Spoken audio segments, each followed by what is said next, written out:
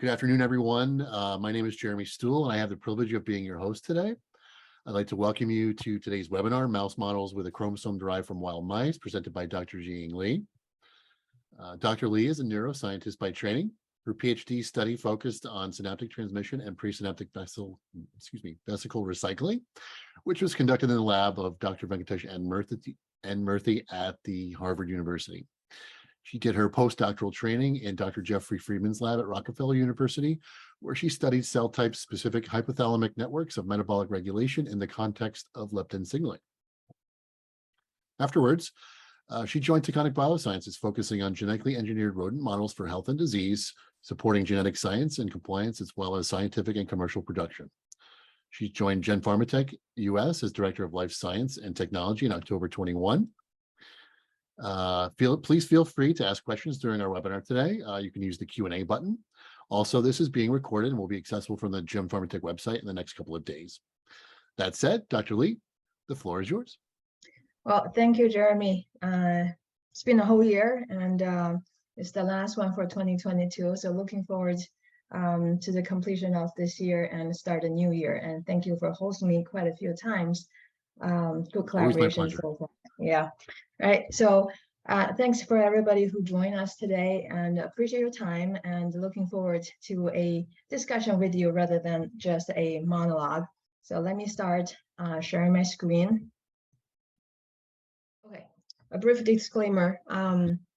So in today, basically there are four portions of the talk, starting with our usual topic, our inbred mice, which we have worked a lot with and then provide information to our customers and colleagues in the past webinars. And then we'll go into the wild mouse project to let you know what we have been doing and what's our idea behind this particular project. And the third part of it will introduce a couple of strains that has been becoming fruitful out of this wild mouse project, and then some application notes on the current status of that project. So starting with the inbred mice that we have been so familiar with, they're great as experimental tools for exploring life science, biology, research and development. They're really well characterized. They're close to human in terms of genetic and genomic information. For the coding regions, they're actually about 85% identical to the human coding sequences in the genome. Their genome are sequenced, so we also have the tools to do genetic manipulation so that we can deep dive into the gene function and protein function and biology behind those coding ACGTs. At the same time, in order for them to be a reliable research tool, their genetic drift has been strictly prevented using breeding, using testing methods, in order to ensure experimental reliability and repeatability or reproducibility. At the same time, the same advantages may actually cast some limitation on these mouse strains. To begin with, they're still rodent. So for us biologists who, fundamentally we want to understand biology from human, they're a tool. They're still different from human beings. There are genetic and genomic differences between different species of the mice, and from species to different species. And then epigenome, as well as environmental impact on the genetic information, is another big factor. At the very last, as I share with you, the mutations or spontaneous mutations among inbred strains are limited.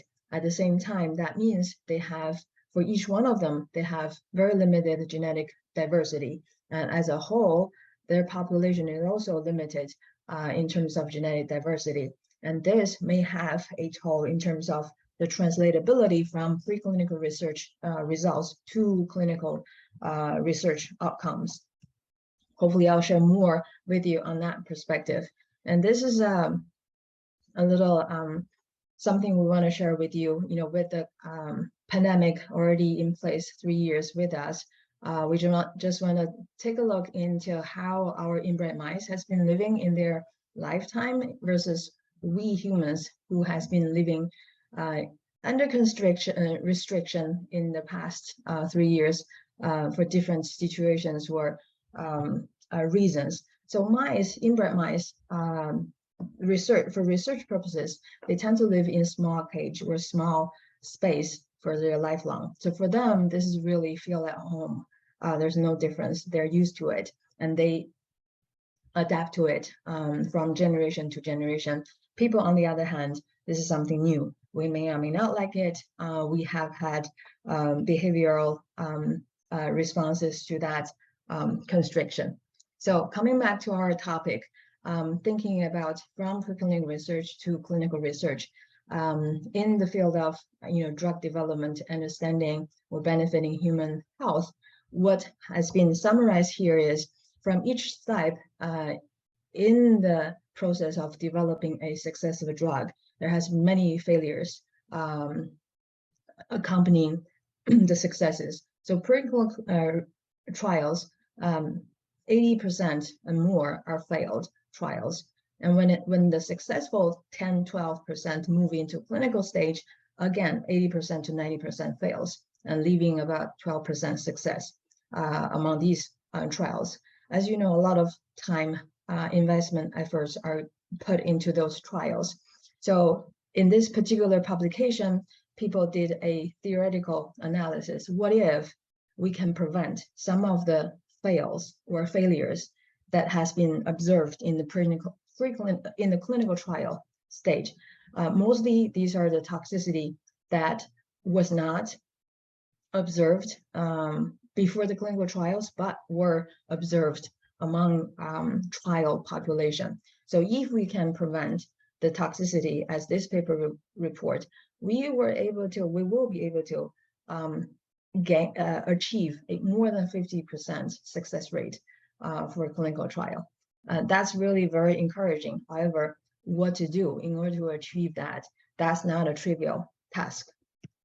So as we, as a mouse provider and the preclinical service provider, we're thinking how we can do to contribute to this theoretical success that we may be able to achieve in the future. So one thing we realized, with the inbred strains of mice, they're very homogeneous.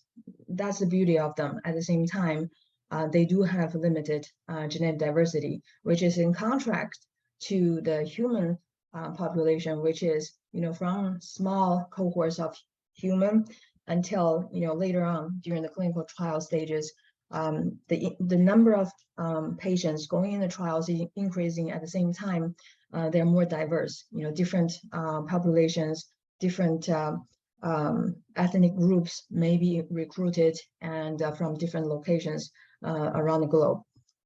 So we think that's probably one of the limitations that inbred mice has in terms of serving drug development. So in this perspective, we're not the first one to think about it, and there has been many efforts in terms of how can we increase the genetic diversity. So inbred mice, outbred mice, using mice or other species, including rats, rabbits, ferrets, dogs, pigs, even non-human primates. At the same time, when clinical trials are recruiting patients, more and more attention is paying into how to diverse the trial population so that when it goes to public, there will be fewer adverse effects that can impact the utility of the successful drug. So in line with this, we start to think about wild mice because they have been shown to have a lot higher genetic diversity. And at the same, as you can see on my screen in the lower portion of the slide, the team did a whole exosome sequencing analysis from 33 samples of wild mice. These mice were caught by our colleagues and they were analyzed by sequencing. As you can see, among these 33 samples, more than 20,000 SNPs variation were observed. They belong to more than 9,000 genes, and out of these, more than 900 are indels, meaning more than one base pair difference within the specific locus of difference. And then when our team compared those wild mouse samples to either one of the very commonly used inbred strains, BOB-C or B6, you can see the diversity or the difference in terms of SNP variations reduce significantly.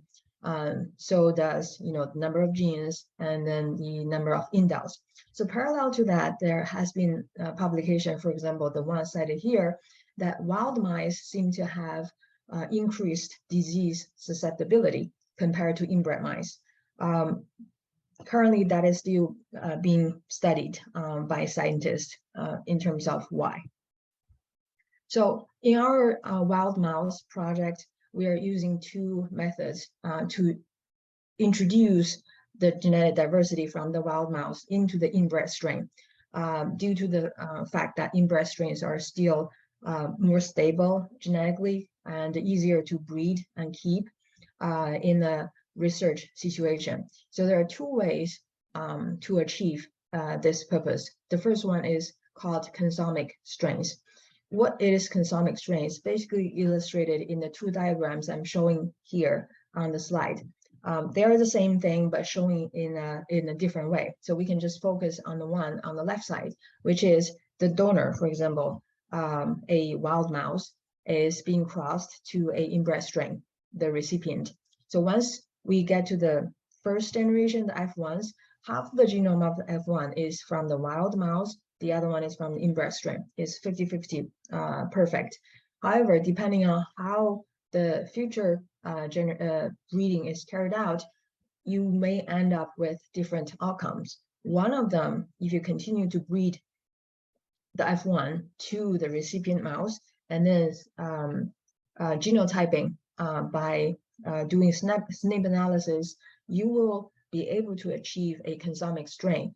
What is that? That is, out of the 20 pairs of chromosomes, one of them, one sister chromosome of one of the pairs is from the wild mouse. For example, this one.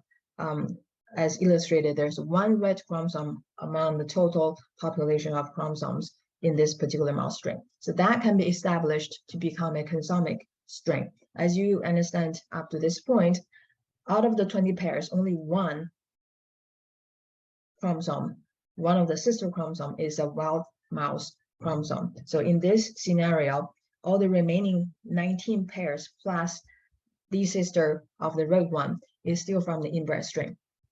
So in such a mouse, there has been an introduction where the wild mouse chromosome, one of them, has been introduced to increase the genetic diversity. And other than that, the genetic background of the new strain is still very clear, B6. So this strain can serve as a new type of inbred strain. So far, GemPharmatech has done consomic strains on chromosome 1. So we have done, as I've shown you here, 11 new strains on chromosome 1. I'm going to tell you more about that in the later slices. So you may wonder, mouse only have one pair of chromosome 1. How come we can get 11, consomic strains? That is because depending on where you got your wild mouse, each one of them is actually a unique individual. So each one of them can contribute their chromosome 1 to the inbred strain background to become a new consomic strain. So as I've shown you here, in our project, our team actually caught multiple wild mouse from different places in China. And they went through the consomic strain breeding process and established multiple chromosome 1 wild mouse consomic strains. So here, as you can see on the left, upper left panel, these are actually more than 20 consomic strains GemPharmatech constructed from wild mouse that are caught from the field. Out of these, 11 or characterized. These are the 11 that we're gonna, bring into our wild mouse project. And for today's purpose, I'm gonna show you 2 of them. One is a YP1, the other one is a ZZ2. There will be more information about them. So what I'm trying to show here on this particular slide is the reason why we're focused on the wild mouse project on chromosome 1. There are 2 reasons. One is chromosome 1 is the biggest among all chromosomes in the mouse genome. So technically, we reasoned if we can do this successfully, we'll be able to do the other chromosomes successfully. So it's a proof of principle in terms of methodology and technical capability. The second thing we wanted to achieve by focusing on chromosome 1 first is that this SNP analysis, as shown you here on the left side, as well as the other part of the slides, is from the SNP analysis, we realized chromosome 1 is enriched in SNPs that are relevant for metabolic regulatory pathways. So the wild mice they have a lot of SNP variations from inbred strain. The majority of these seem to be relevant to metabolic regulation. So we're thinking if we focus on chromosome 1, probably we'll be able to identify some unique genes or genetic mutations that are relevant for metabolic study. So here again, showing you, this is the number 1 chromosome 1 consummate strain I'm going to introduce to you today. It is called the B6 chromosome 1 YP1.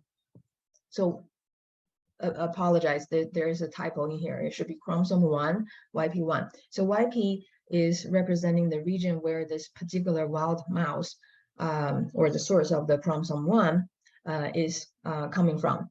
And it has a strain number of D000750. So this mouse is interesting to us in the following ways. I'm going to show you the data. As you can tell, this is a pair of age-matched B6 on the left side, and then this YP1 mouse on the right side. They're still early. They're still young. I think about 12 weeks of age. So as you can tell, very obviously this mouse has a metabolic phenotype, is obese. So showing you here is their body weight. So both strains, B6 and YP1, they are on chow diet, the normal lab mouse diet. But the YP1, they just gain body weight very fast. And then at the same time, their fat percentage out of the total body weight is a lot more than their age-matched counterpart. So before I go on, I do want to let you know, our team did reserve something I'm going to tell you here. So when the mice are younger than 8 weeks of age, they actually don't have this obese phenotype for some reason that we don't understand yet. We're going to explore to understand.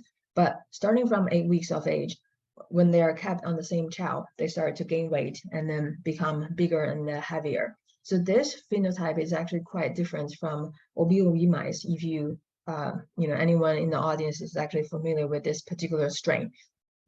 Obese mice started to become, heavier and more obese, accumulating more fat content in the body early on. The earliest is about 3 to 4 weeks of age, and at that time they actually have a little retardation in terms of their linear growth, but they catch up as they grow older. So moving on to other parts of the metabolic parameters, first thing is they do have hypercholesterolemia, as shown here by cholesterol LDL, HDL measurements. And then on the right side, you can see when these mice became adult, they have fatty liver, very obviously on the top right. And then by histopathology, the obvious fat accumulation or excessive fat accumulation is obvious in their liver. At the same time, you can see, there are, ballooning as well as immune infiltration or inflammation in the fatty liver tissue. So in terms of glucose homeostasis, these mice, they do show hyperglycemia, but it's not as severe as their lipid profile. So showing you here is oral glucose tolerance as well as IP insulin tolerance tests. They seem to have mild intolerance to both parameters. So we do have the metabolic cage capability. So the mice are subjected to the metabolic cage measurements. Plotting here is the RER, the respiratory exchange rate, which is an indicator of what the energy source that has been consumed or metabolized after the mice eat their chow diet. So as you know, the chow has fat, carbohydrate, and protein. And then the percentage of each one of the macronutrients are actually well defined in the chow diet. So here for a RER greater than 1, that's an indication of carbohydrate is the major energy source that has been metabolized by the animal. So as you can tell, black is the B6, red is the YP1 mouse. Both of them actually have a RER during the dark phase above 1, meaning both of them are actually using carbohydrates as a primary energy source. On top of that, YP1 seems to have even higher preference of using carbohydrates from the diet. So with that, the team want to test whether it's the same thing. This particular strain just have a higher metabolic preference for all the nutrients. So as shown you here, this is a gross morphology analysis to some extent. So these mice are subjected to the normal chow or the chow plus a sugar water, meaning to give them even more sugar to see how they respond to this increased nutrient, and then a high-fat diet, which is giving them more fat than they normally consume. So the top 3 groups are the B6 animals, and then the next 3 groups are the YP1 animals. So if you focus on the green and then the dark blue, they're here. So basically, the YP1 mice, even when they were given more sugar, they don't manifest as obesity, which means their body is capable to consume or metabolize the carbohydrates consistent with the RER observation. At the same time, when they are given a high-fat diet, apparently they just put on a lot more fat, which means their body is not able to consume and metabolize the excessive fat in their chow. So with that in mind, the team looked into gene expression analysis. So here, what they did is taking liver as a example, because liver is the major metabolic organ for mammalians. So taking the liver samples, they did a transcriptome analysis between the B6 and the YP1 mice. As you can tell from the clustering analysis showing on the right side, the B6 and YP1, they have distinct gene expression patterns. And then as shown by our analysis, most of them are actually resembling the DIO when the B6 are given high-fat diet treatment.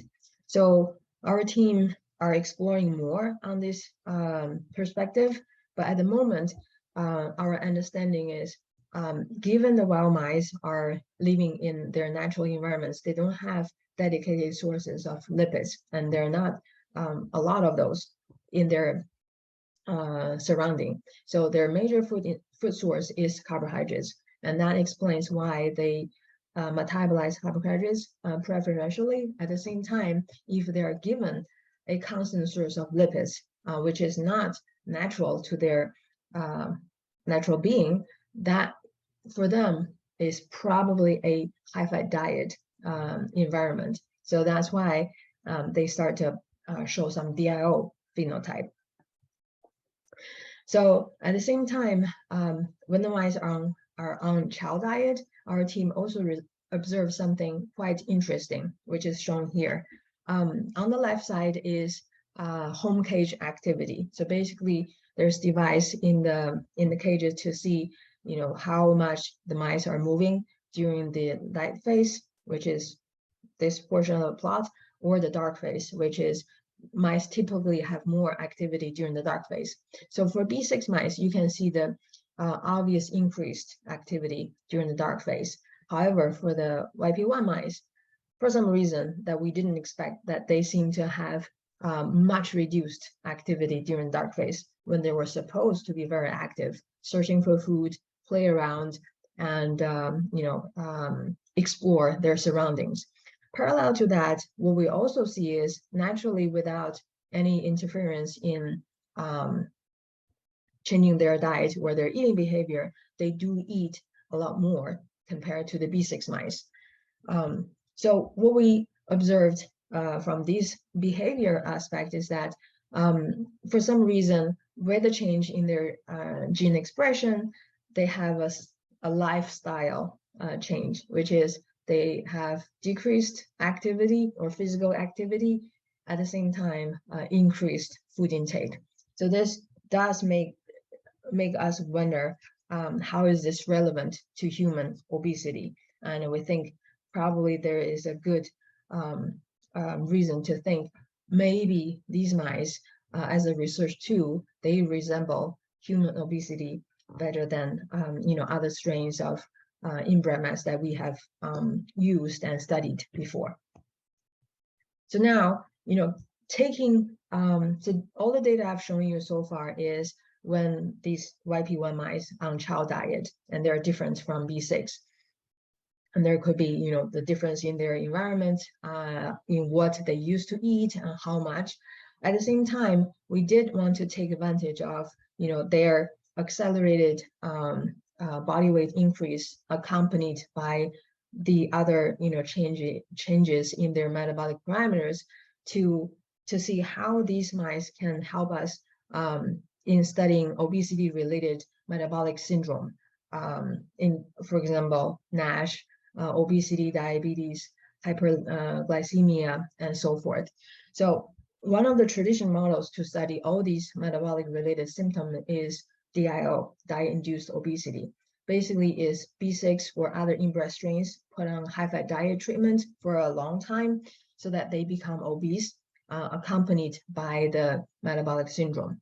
So we want to see, well, one of the limitation factors typically on the DIO perspective is it takes a long time for the diet-induced phenotype to come around.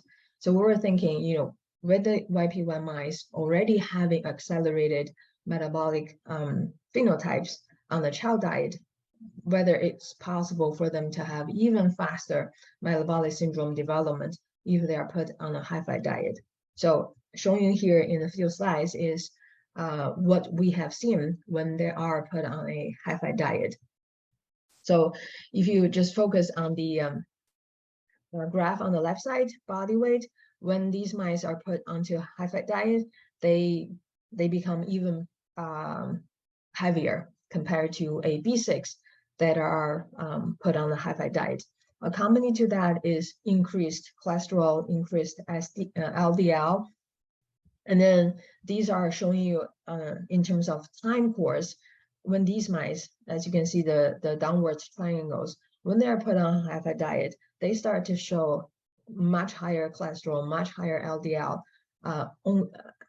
in about 3 weeks. This timeline is so much faster than a traditional DIO protocol.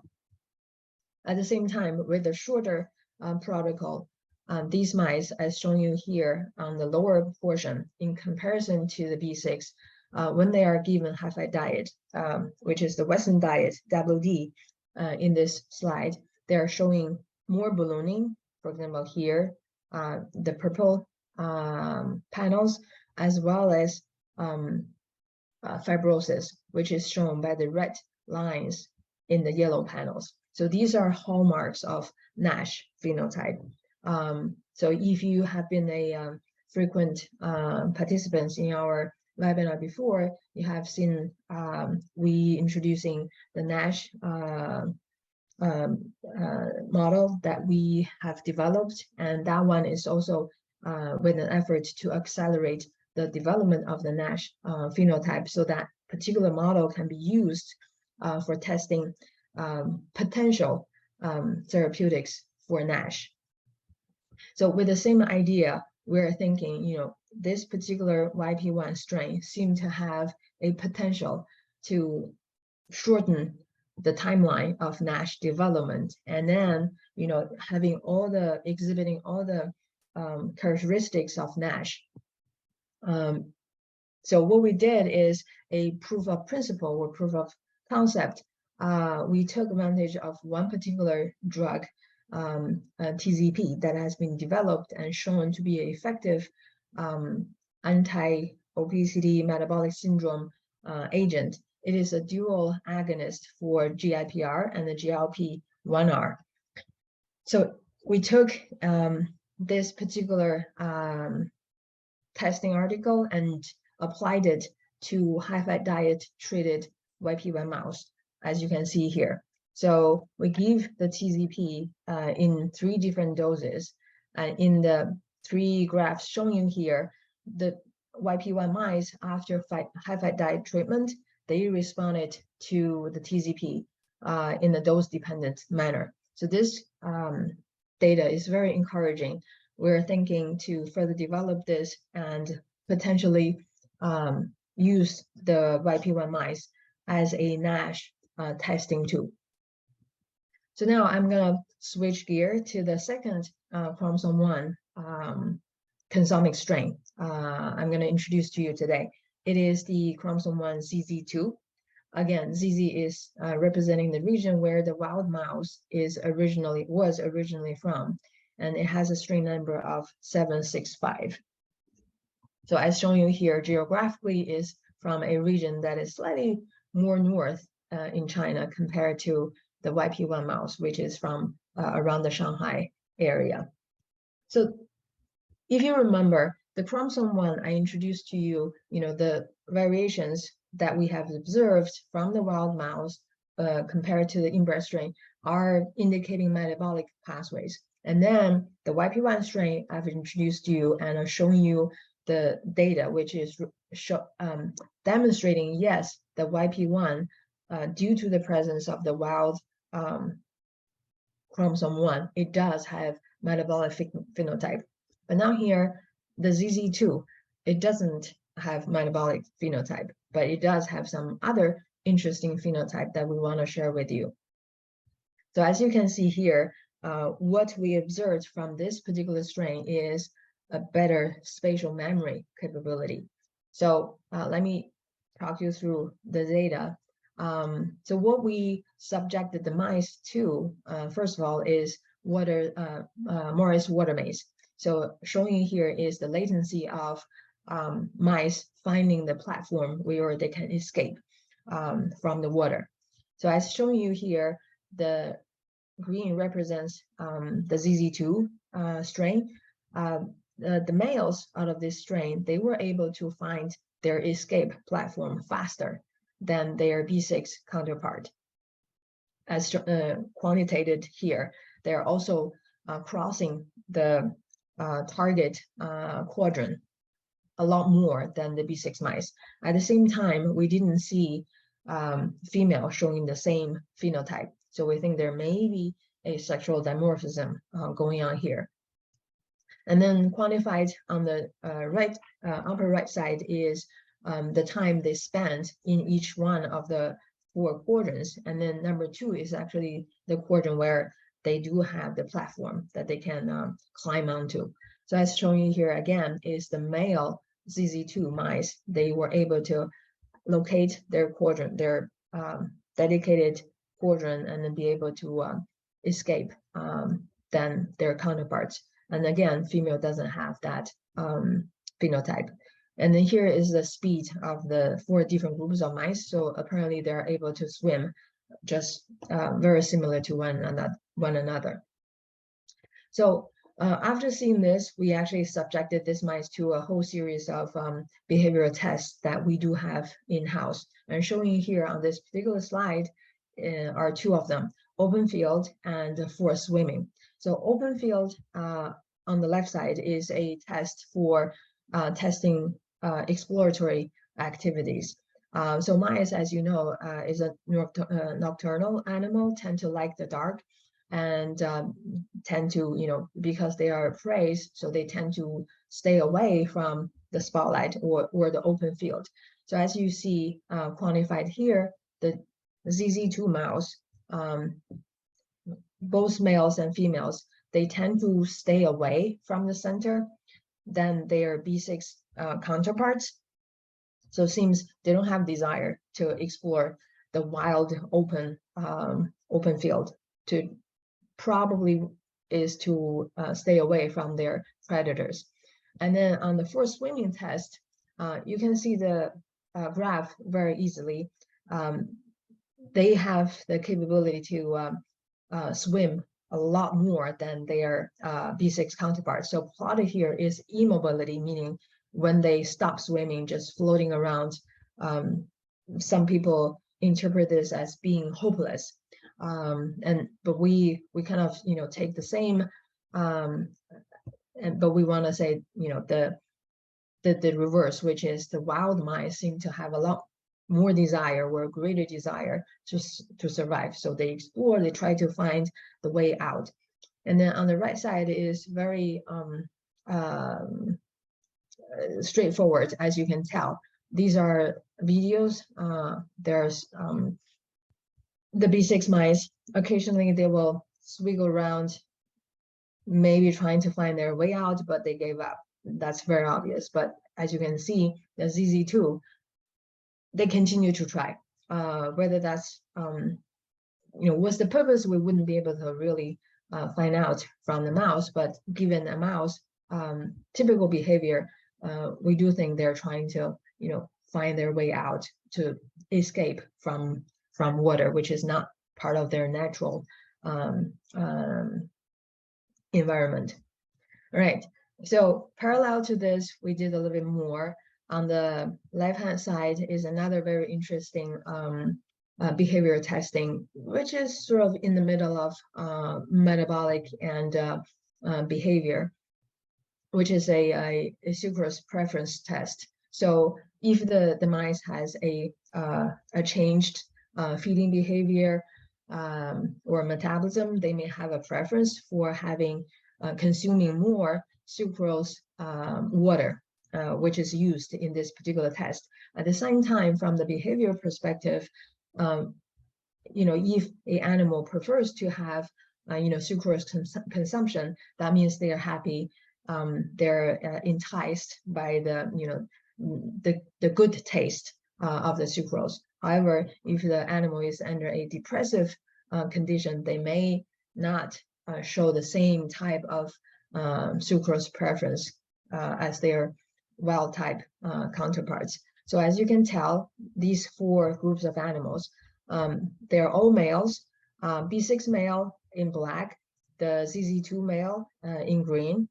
And then these two groups, they are living in a normal mouse cage. So that's the mouse space I have in the title of the slide.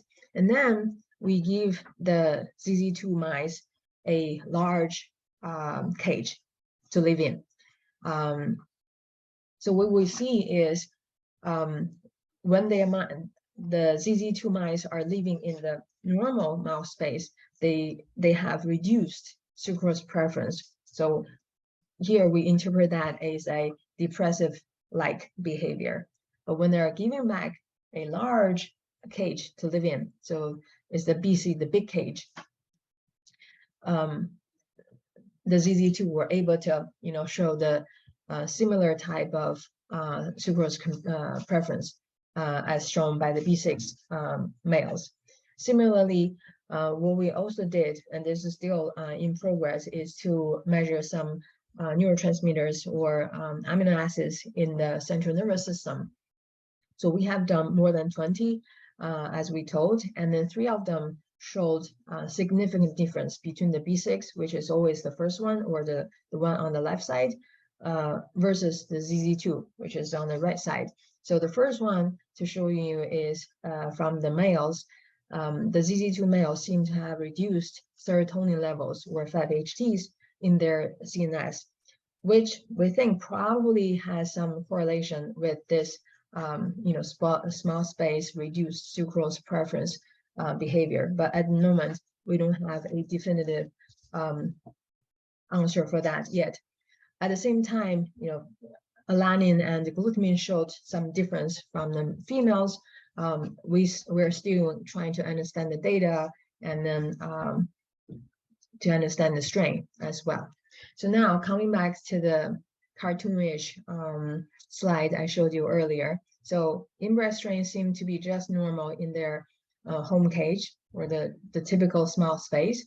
But when the consumic strains, or the mice carrying the wild mouse chromosomes, they seem to have some abnormalities in terms of their metabolism or behavior. So how much these are representing human or resembling human is an open question for us to continue to explore and study. And then when we do, we'll provide more information or share more information with you. So up to this point, I've introduced our wild mouse project, focusing on the chromosome 1 consumic strains that we have phenotyped, and then 9 more in the pipeline. At the same time, there are 20 pairs of chromosomes in the mouse genome. 19 of them are non-sex chromosomes. So we, in the wild mouse project, we do have the goal or the desire to introduce the other chromosomes into the inbred strain, as we did with the chromosome 1. However, as you can tell, I'm putting them here again. Using the breeding scheme is a long process. It's quite labor intensive and time consuming. So how to overcome that particular downside? What we were going to do is using a balancer chromosome approach. So let me tell you very quickly what balancer chromosome is. So conceptually, a balancer chromosome, you can take focusing on the right side of the pair of chromosomes. So the one on the left side is the normal one. So it has a directionality, as all DNA and chromosome do.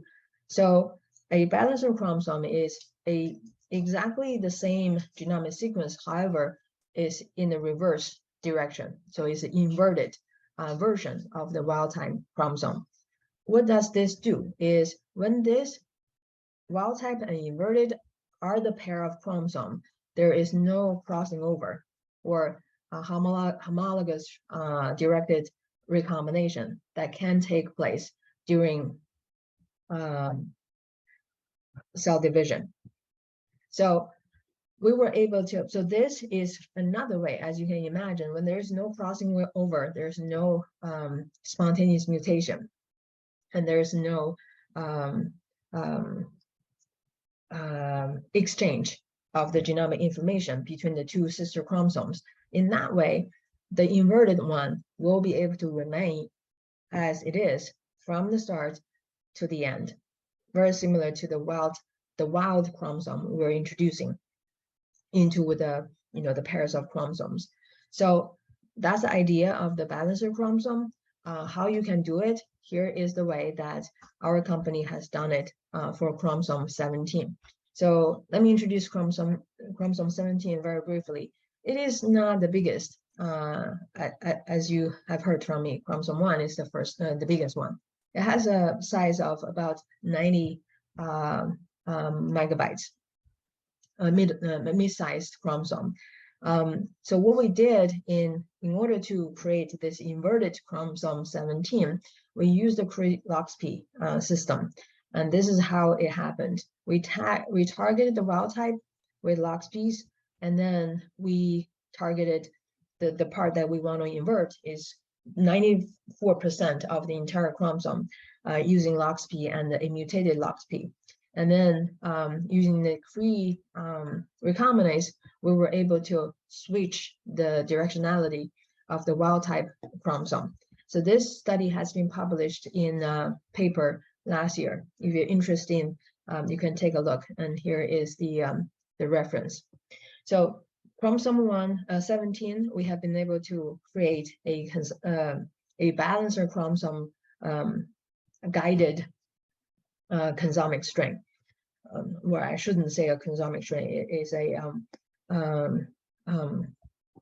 is a wild chromosome in the inbred strain.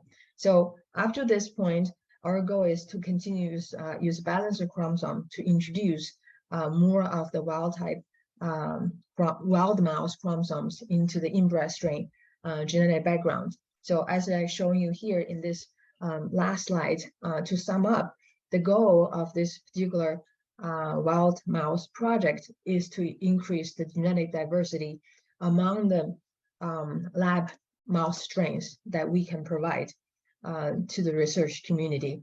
Overall, with all the 19 chromosomes, we have about 190 strains under development. Our goal is to do the strain generation and then phenotyping, characterizing the phenotype of each one of them and provide them as a cohort to the research community, in particular for people who are interested in using this genetically diverse population of mice to screen for drugs or potential therapeutics for the human population. Right, I think this is my last slide. I'm gonna stop here and thank you for the attention. I want to put this here just in case if you need our contact information. And with that said, I want to say thank you very much. I'm going to stop sharing and then we can see whether we have any questions or not.